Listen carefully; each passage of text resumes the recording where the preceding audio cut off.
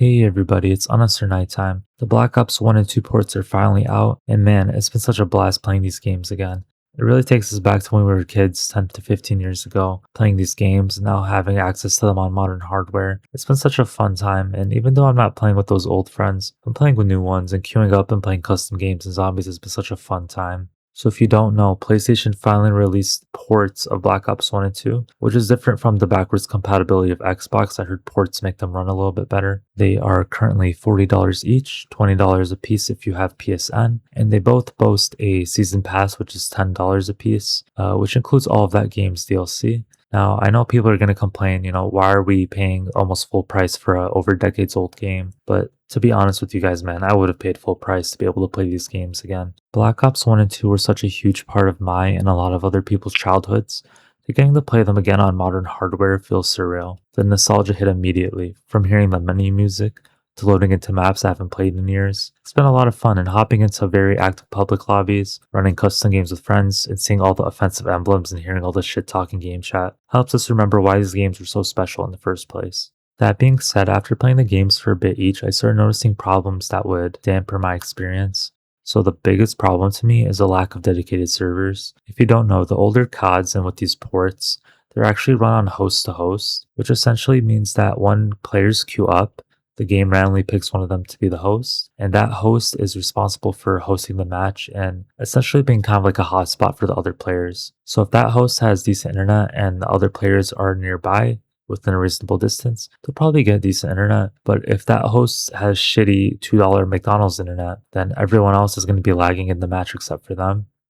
So that's already kind of an annoyance, right? But it gets exacerbated because if the host leaves, let's say they were getting kill streaks against them, as typically in COD, right? And they said, fuck this, I'm going next. Then it puts the game on pause and a host migration ensues, which I'm sure a lot of people are familiar with. So the match gets paused for like 15 seconds. That already throws off the pacing. But there are actually bigger problems that stem for that. For example, for some reason in Black Ops 2 specifically, I'm getting an issue where players can't really join mid-match. So when the enemy team, let's say, leaves due to kill streaks, and let's say like a few of them leave, instead of having a other players join the match, I'm getting like 6v3s for the rest of the match being played out, which obviously isn't fucking fun for anybody involved because first of all, the people with kill streaks aren't getting kills. The people on the smaller team are just getting spawn killed potentially, and the game just goes on and drags on until people either win or inevitably forfeit. So that kind of sucks.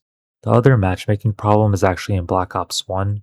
And I don't know if this is a result of the hostile servers, but dude, like, there's this huge problem in Black Ops 1 where if you queue up with your friends, the teams will always be split and you'll like always be versing them. And don't get me wrong, it's fun to fight against your friends every now and then, but it's literally every game where if you queue up with friends, your party will be split. And some of you will be on one team and some of you will be on the other team. And it's just fucking annoying. Like, I just want to play with my friends. It's a basic feature that even back in the day, I don't know if this problem was always there, but with this port, it's like every game, which is so annoying. And I hope to end up fixing these problems, but to be honest, I can see Activision just kind of releasing them, and they are what they are. They're just meant to be ports of older games, and that they're not going to really have future support. But if they see how popular the game is, and maybe the player count numbers and the money being put in, maybe they'll change their mind and put in dedicated servers and some patches and stuff. Another annoying big deal is that in Black Ops 1, they actually recently removed the domination and demolition modes from queue. And they did this because there was an XP glitch that would allow people to get to like max prestige instantly. And I don't know if they were like boosting or whatever, but there was some glitch and they removed it. And I understand why they did it, but at the same time, I don't really give a fuck. It's just XP. Like, a bad player is still going to be a bad player. And I feel like removing two of the huge base game modes just kind of sucks. This is before they had obviously like kill confirmed and hardpoint and other cooler modes. So removing like domination and demolition, man, that just like fucking kills your player base. There are other things I want to talk about that are more minor. So, like, for example, this is in the newer CODs, but they also re-added it in the ports. They removed the player counts, which is like, who are you fooling, Activision? Like, why are you trying to hide your player count numbers? Are you trying to avoid like sleazy fucking game articles or maybe protect your investors or something like that? But I feel like in this should have actually put it in because these games have been so lively, which has been great. So it's kind of just like, oh, whatever. Another thing they didn't add is theater mode. So I believe the reason for this is because a lot of the hackers in the older games would actually use theater mode to help enable their cheats. So to me, it's kind of a trade I'm willing to make. I mean, I have recording software, so and you can always just save clips via your console or your PC. Another thing I'm really bummed about actually is that Black Ops 2 doesn't have league play. Dude, like what the fuck? Like this was to me one of the best parts of BO2, and it was actually the first time and maybe even the only time I felt like a need to be competitive in Call of Duty, which is an otherwise kind of like arcade mode. And if you saw my latest DBD video, you know that I think ranked modes give something for players to strive for, and it's a real shame that they didn't implement even like a bare bones version of it. I think it would have kept the longevity of the game. Another thing they didn't have is in Black Ops 1 for the wager matches, they took off the ability to bet money on them, which kind of sucks. You can still queue for them, but I liked being able to bet and kind of do like the different levels. I forgot what they're called. I think the max was like the high roller, which was like the 10K. So if you win the match, you get a lot of money from it. And given Black Ops 1's like money system to buy unlocks and stuff, it was a really easy way to get money and get your shit. So it sucks, but I guarantee you that's probably just because of child gambling laws. They can't have that in games anymore.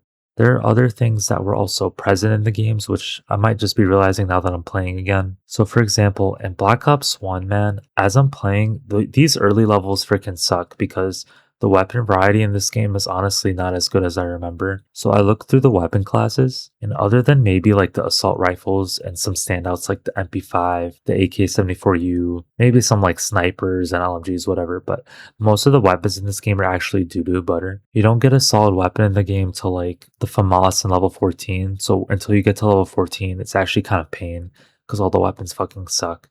Also, the streaks in Black Ops 1 are great, but I think I prefer the more variety that's present in BO2 because, like, to be honest, everyone just runs Blackbird, Chopper Gunner, and Dogs. It's just the tried and true combo, and I'm not really that satisfied with the streaks in that game. A lot of them aren't even worth it. Like, for example, the Sentry Gun. Dude, I called in a sentry gun for the first time in like 10 years, and I had to toss down a fucking care package and then pick up the sentry gun for like a 6 kill streak that got me like 2 kills max. Like, they're just so ass. And then another one that was so bad, dude. I shit you not, I tried to use mortars one time instead of napalm because I don't know, I just wanted to switch things up. And there was like these people, the enemy was capturing the flag outside. I call in my mortars right on the flag, and I shit you not, I got 0 kills.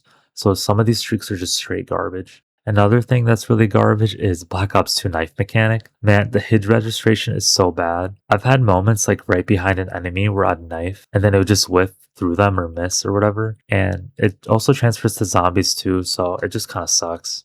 Another thing is in Black Ops 2, I also forgot kind of how late you unlock all the good shit. Like, you get the cool stuff like the M8A1, the AN94, the VSAT, and Ghost all in like the 40s and 50s, which has been a little bit of a drag. In a way, I kind of like it for balance, but just playing the game and having to wait to get the good stuff really sucks.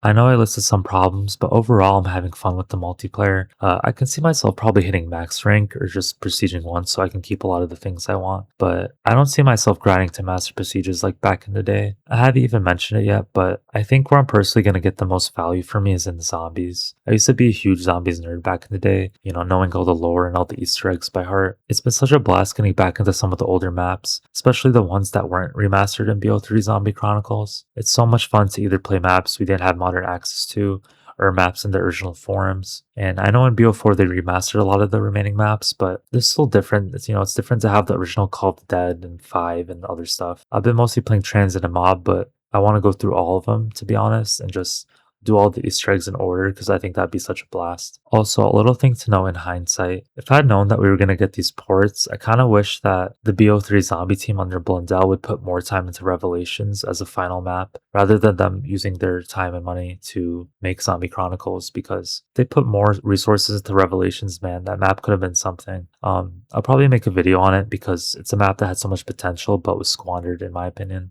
Maybe I'm now an unk, but I think now that the nostalgia's gone and I have the games in my hands again, I don't think that COD's the type of game I can grind for hours like I used to. As a kid, I found it more entertaining, but as I've grown and gotten burnt out of it, I definitely prefer slower and more tactical shooters like Rainbow Six Siege and Hunt Showdown. The constant stimming and rage from dying one off my streaks is not a feeling that I like to chase. I could still have some fun with these ports, and we'll probably play them for the rest of the summer while revisiting every now and then for zombies and campaign. But what do you guys think? Are you guys glad that these games are back for PlayStation? Would you rather they remastered them? As always, thank you guys for watching. This is just a short little video talking about the ports, so nothing crazy, but as always, take it easy.